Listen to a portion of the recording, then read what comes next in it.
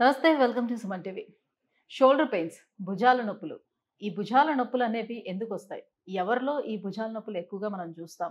So, ఎటువంటి కారణాలతో భుజాల నొప్పులు వస్తాయి? దాన్ని ఏ రకంగా మనం డయాగ్నోసిస్ చేసుకోవాలి? అండ్ దీనికి అసలు ఎలాంటి సర్జరీస్ అనేవి గాని అవసరం లేకుండా కేవలం మనం పీఆర్‌పీతో ఏ రకంగా మనం దీన్ని క్యూర్ చేసుకోవచ్చు? సో, ఈ విషయాలన్నీ అడిగి తెలుసుకుందాం. మనతో పాటు ఉన్నారు doctor Meenal Chandra garu from EPN pain management, Jubilee Hills. Hello ma'am. Ma'am, shoulder pains చాలా మంది కంప్లెయింట్ చేస్తారు. ఈవెన్ దో పిల్లలు కూడా స్కూల్ బ్యాగ్స్ హెవీగా మోయడం వల్ల వాళ్ళు కూడా షోల్డర్ పెయిన్ అని కంప్లెయింట్ చేస్తారు. అసలు షోల్డర్ పెయిన్స్ అనేది టైప్స్ ఆఫ్ షోల్డర్ పెయిన్స్ ఎలా ఉంటాయి? Shoulder pains from all age, like you said, chinna pillaki they because of the heavy bags and all, up to old age. Any age group low is very common. Most common uncontrolled sugar wala, uncontrolled thyroid wala old age lo vastundi. Inka young age lo mostly because of gym injuries, sports injuries, accident wala, or any small injury kuda can lead to rotator cuff muscle tear. ఓకేనా. So భుజం ఒక heavy joint ఉంది, దాంట్లో support కోసం 4-5 muscles ఉన్నాయి. So ఈ 4 muscles, group of muscles ఇది shoulder జాయింట్కి protect చేస్తారు. ఈ మసిల్స్కి రొటేటర్ కఫ్ అంటాము. సో ఈ రొటేటర్ కఫ్లో 4 మసిల్స్ ఉంది. ఒక మసిల్ కట్ అయితే మళ్ళీ నొప్పి స్టార్ట్ అవుతుంది, స్లోగా రేంజ్ ఆఫ్ మోషన్ రిస్ట్రిక్ట్ అవుతుంది, ఫ్రోజన్ షోల్డర్ స్టార్ట్ అవుతుంది. ఓకే. సో ఇది వెరీ కామన్, కానీ అయినా ట్రీట్మెంట్ ఫ్రోజన్ షోల్డర్ అనేది ఎక్కువగా మనం డయాబెటిక్ వాళ్ళలో చూస్తాము కదా. సో వాళ్ళే కాకుండా నార్మల్‌గా కూడా ఫ్రోజన్ షోల్డర్ అనేది వస్తుందా? యా, ఫ్రోజన్ షోల్డర్ మీనింగ్ మీ జాయింట్లో, షోల్డర్ జాయింట్లో మూవ్మెంట్ లేదు, that is frozen shoulder. Okay. Frozen షోల్డర్కి రీజన్స్ వేరే ప్రకారం ఉంది. Like I said, uncontrol sugar, thyroid, injury, rotator cuff injury, gym injury, any ఇంజరీలో ఫ్రోజన్ షోల్డర్ కూడా స్టార్ట్ అవుతుంది. సో ఎట్లా మరి దీన్ని డయాగ్నోసిస్ చేసుకుంటాం? ఎలా తెలుస్తుంది మనకి ఇది ఫ్రోజన్ షోల్డర్ అని? First of all is symptoms. పేషెంట్కి సిమ్టమ్స్ ఏంటి? Lifting the hand, okay. తర్వాత most commonly combing your hair, button పెట్టినప్పుడు, ఆర్ ఫీమేల్స్లో when they go and put the clothes on the wire, ఆ టైంలో, తర్వాత స్నానం చేసినప్పుడు ఇబ్బంది ఉంటే, these are the common things. Secondly, రాత్రి విపరీతం నొప్పి ఉంటుంది స్లీపింగ్ టైంలో, ఇంపించ్మెంట్ వల్ల. అండ్ స్మాల్ యాక్టివిటీస్ కూడా రెస్ట్రిక్ట్ అవుతుంది. కుకింగ్ ఎక్కువ చేసినప్పుడు ఇబ్బంది అవుతుంది, కుక్కర్ లిఫ్ట్ చేసినప్పుడు ఇబ్బంది అవుతుంది, దెన్ స్లీప్ డిస్టర్బెన్స్ అవుతుంది. So these are the symptoms of shoulder pain. Shoulder పెయిన్కి కొన్ని టెస్ట్స్ ఉన్నాయి. These are which doctors will do. Okay. So నా దగ్గర ఒక షోల్డర్ పెయిన్ పేషెంట్ వస్తే we do certain test. Will ask him to move the hands, తర్వాత we will do movements and see what is the problem, and then కొన్ని diagnosis అవుతుంది. Confirmation కోసం we do a high resolution ultrasound scan. ఈ high resolution ultrasound స్కాన్లో జాయింట్లో ఏం problem అవుతుంది, కండరాలు కట్ అయింది, ఎంత కట్ అయింది, బర్సా ఉందా లేదా, ఇంపింజ్మెంట్ ఉందా లేదా, జాయింట్ అరిగింది, మొత్తం క్లారిటీలో తెలుస్తుంది. 99% ఈ హై రెజల్యూషన్ అల్ట్రాసౌండ్లో క్లారిటీ అవుతుంది. 1% పేషెంట్స్కి ఎంఆర్ఐకి అవసరం ఉంటే ఎంఆర్ఐ కోసం పంపిస్తాం. ఓకే. సో షోల్డర్ పెయిన్కి రీజన్కి డయాగ్నోసిస్ చాలా ఈజీగా ఉంది. ఓన్లీ థింగ్ ఇస్ పేషెంట్కి సిమ్టమ్స్ ఐడెంటిఫికేషన్ చేయాలి, స్కాన్ చేయాలి. ఈ చేస్తే డయాగ్నోసిస్ క్లియర్. ఇప్పుడు చాలా ట్రీట్మెంట్ ఉంది.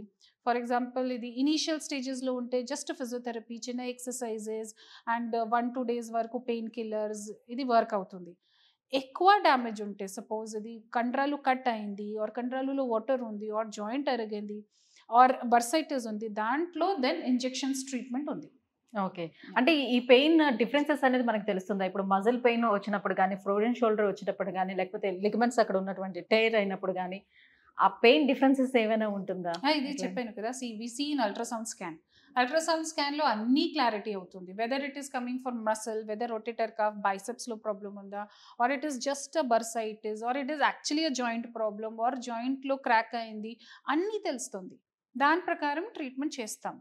సో సపోజ్ ఇది మసల్లో కట్ అయిన తర్వాత ఏం చేయాలి? మసల్ రిపేర్ చేయాలి. మసల్ రిపేర్ కోసం పిఆర్పి ఉంది.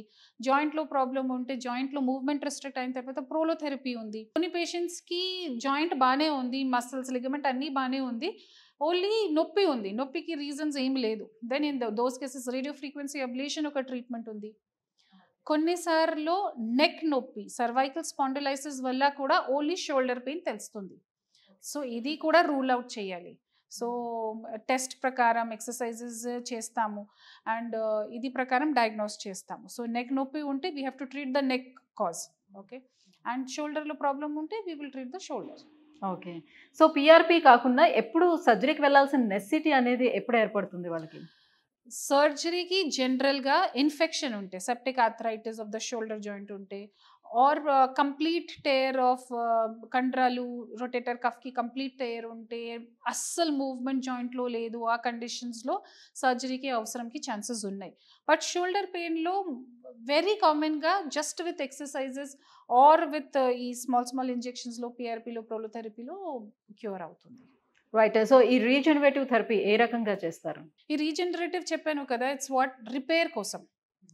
So what we want to repair rotator కఫ్లో ప్రాబ్లం ఉంటే రిపేర్ చేస్తాము, జాయింట్లో లేబరల్ టేర్ ఉంటే రిపేర్ చేస్తాము, జాయింట్లో కార్టిలేజ్ జరిగిన రిపేర్ చేస్తాము.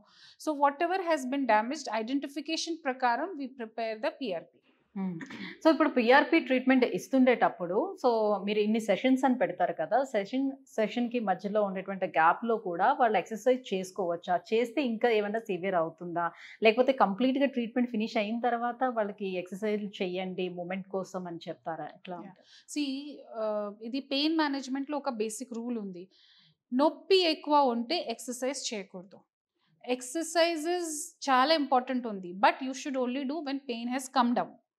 సో నా ట్రీట్మెంట్లో ఫస్ట్ సపోజ్ లోపల వాపు ఉంటే, వాటర్ ఉంటే, జాయింట్కి మూవ్మెంట్ కోసం ప్రోలోథెరపీ చేస్తాం.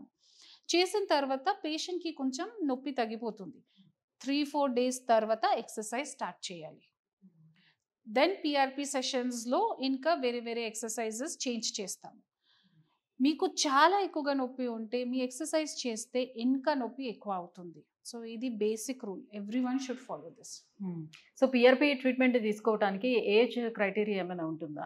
ఏమీ లేదు, బికాస్ నా దగ్గర చాలా స్పోర్ట్స్ ప్లేయర్ వస్తున్నారు, స్పెషలీ ర్యాకెట్ ప్లేయర్స్, టెన్నిస్ వల్ల, బ్యాడ్మింటన్ వల్ల, they come for shoulder. Or volleyball players smashing చేసినప్పుడు ఈ మొత్తం లేబరల్ టేర్ అవుతుంది, సూప్రాస్పైనటస్ టేర్ అవుతుంది. So young age 10 years 11 years వాళ్ళకి కూడా పిఆర్పి చేస్తాం.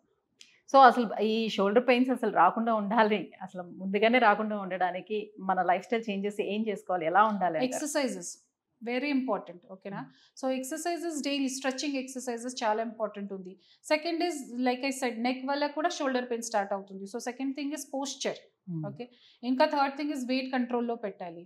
అండ్ మీకు స్పోర్ట్స్లో సపోజ్ స్పోర్ట్స్ ప్లే చేసినప్పుడు వార్మప్ చాలా ఇంపార్టెంట్ ఉంది.